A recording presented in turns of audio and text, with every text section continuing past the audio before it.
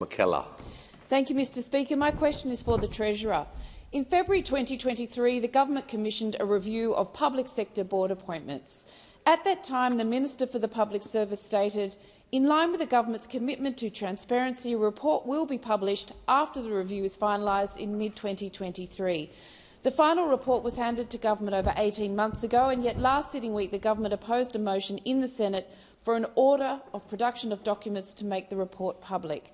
Treasurer, why has the government reneged on their self-declared commitment to transparency? Call to the Treasurer. Thank you, Mr Speaker, and to the member for McKellar for the opportunity to answer this question on Minister Gallagher's behalf. And I begin by saying that the government has a broad and ambitious public service reform agenda. It is about transparency. It is about making sure that we make the best appointments that we can as a government as well. And the Briggs Report is an important part of that work, but it's not the only part of that work.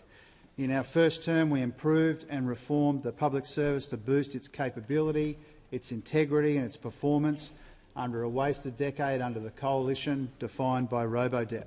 We established the National Anti-Corruption Commission. We strengthened protection for whistleblowers. We embedded stewardship as a core value of the public service into law.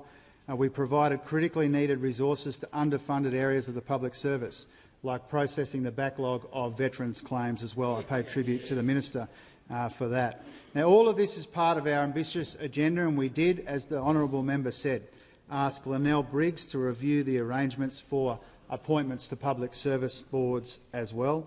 We asked Linnell Briggs to provide us with advice on clarifying the role of public sector boards and the skills we need on those boards, how board members should be identified and recruited, and how we improve the diversity of board membership. And here we have been making very substantial progress. We've improved public sector board diversity since coming to office. The most recent data showed us that much more than half of government board positions are now held by women, the highest level since reporting began in 2009. And I know that the member for McKellar cares deeply about diversity when it comes to government appointments. I wanted to say it's a source of considerable pride to me as Treasurer and to this government. In the Treasury portfolio, for the first time, a woman as the head of the Reserve Bank, for the first time as the head of the PC, for the first time as the head of Treasury.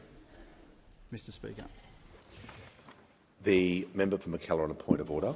Relevance, Mr Speaker. Just the point of the question was, will the report be made public and when? Thank you.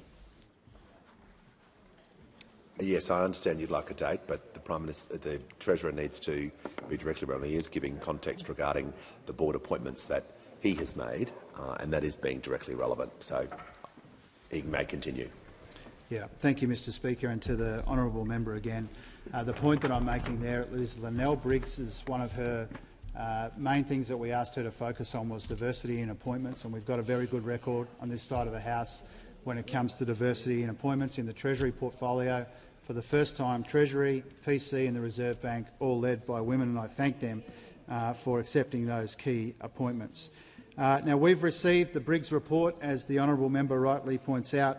We are working through it in our usual considered and methodical way. We'll make the report public in due course following that careful consideration.